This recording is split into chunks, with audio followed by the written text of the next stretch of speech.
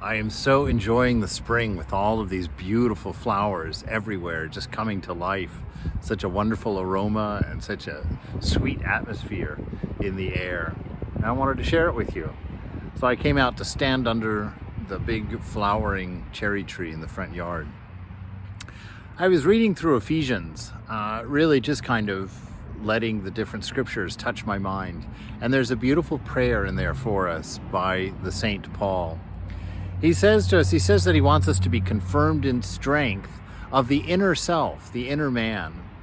That knowing who we are, having that solid idea, we talk about this all the time, building our identity on the image of the beloved that's within us, to find our strength and our immovability by having a solid knowledge of what we are as human beings. What is a human being? A manifestation of an underlying principle of the universe, a principle of that intelligence, a principle of that existence, that being, that experiencer of this wonder, and that love, that bliss absolute.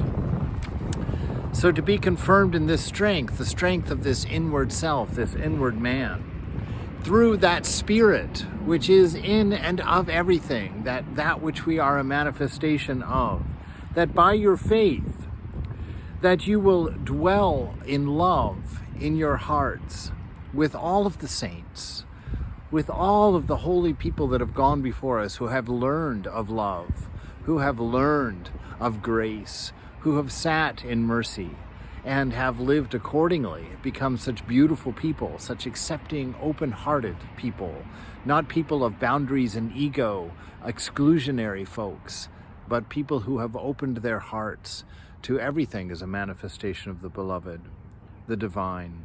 That you will dwell in the love of your hearts, and rooted and founded, you may, with all the saints, have strength to understand the breadth, the length, the height, the depth, and the love of Christ, and know it, though it surpasses all knowledge, so that you may be filled with all the fullness of God, of the divine.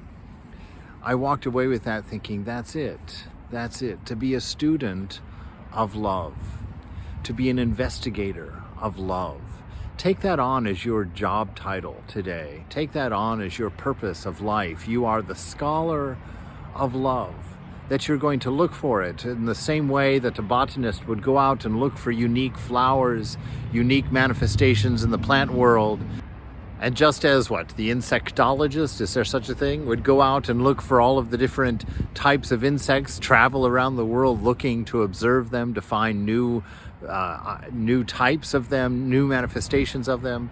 So we are to be the students of love, to wander the world looking carefully for it, that we don't miss a single example of it anywhere, and to learn from every one of them, to learn the breadth, the depth, the height, the width of this unfathomable love of the divine, which is behind and in and through everything. To get excited about that, to be filled up with that, to have our purpose solidified in that. Yes, to be scholars of love, to inundate ourselves with that knowledge.